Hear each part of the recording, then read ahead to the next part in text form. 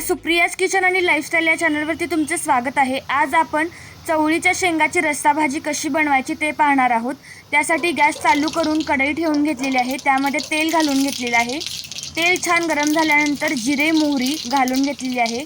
त्यानंतर थोडीशी कढीपत्त्याची पाने घातलेली आहेत आणि बारीक चिरलेला एक कांदा घालून घेतलेला आहे आणि हे छान आपल्याला परतून घ्यायचं आहे। कांदा छान परतण्यासाठी इथे आपण थोडंसं मीठ घालून घ्यायचं, म्हणजे छान कांदा परतला जातो, भाजला गेला जातो। त्यानंतर इथे आपल्याला टोमॅटोची प्युरी घालून घ्यायची आहे।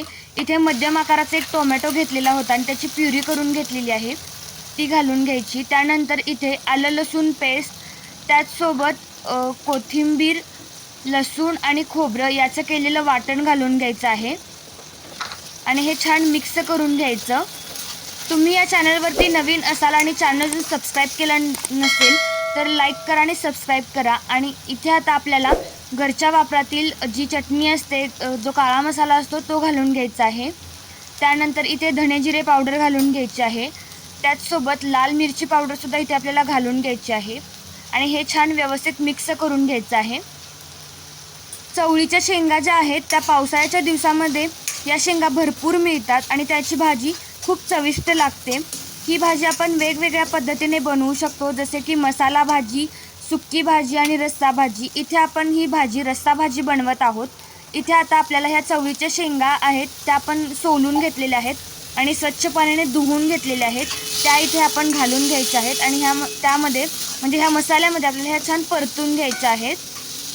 तुम्ही हा व्हिडिओ जो लाईक केला नसेल तर नक्की लाईक करा, कारण तुमचा एक लाईक माझ्यासाठी खूप प्रोत्साहन देणारा असतो। इथे आपल्याला आता गरम पाणी घालून घ्यायचं आहे, म्हणजे याला छान तर्री येते, थोडासा कट येतो।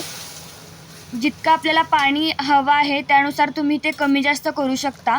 इथे मी अजून थोडंसं पाणी इथे घालून घेतलेलं आहे आणि छान हे मिक्स करून घेतलेलं आहे। ही भाजी तुम्ही भात, चपाती किंवा भाकरीसोबत खाऊ शकता, खूप अप्रतिम लागते।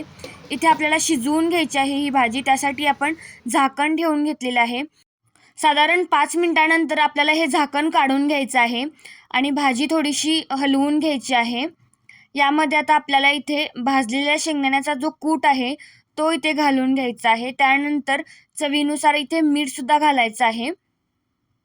तुम्ही या चॅनलवरती नवीन असाल आणि चॅनल अजून सबस्क्राईब केलं नसेल तर नक्की सबस्क्राईब करा, लाईक करा, शेअर करा, कारण तुमचा सपोर्ट माझ्यासाठी खूप महत्त्वाचा आहे। आता इथे आपण हे थोडंसं मिक्स करून घ्यायचं आहे आणि पुन्हा झाकण ठेवून आपल्याला एक साधारण 3 ते 4 मिनटं शिजवून घ्यायचं आहे।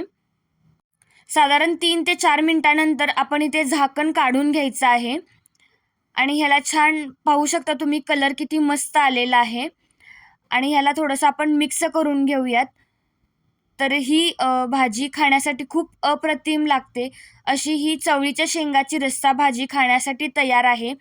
तुम्ही ही रेसिपी जरूर करून पहा, तुमच्या फॅमिलीमध्ये, फ्रेंड्समध्ये सगळीकडे शेअर करा। बारीक चिरलेली कोथिंबीरसुद्धा घातलेली आहे। तर हा व्हिडिओ पाहिल्याबद्दल थँक्यू।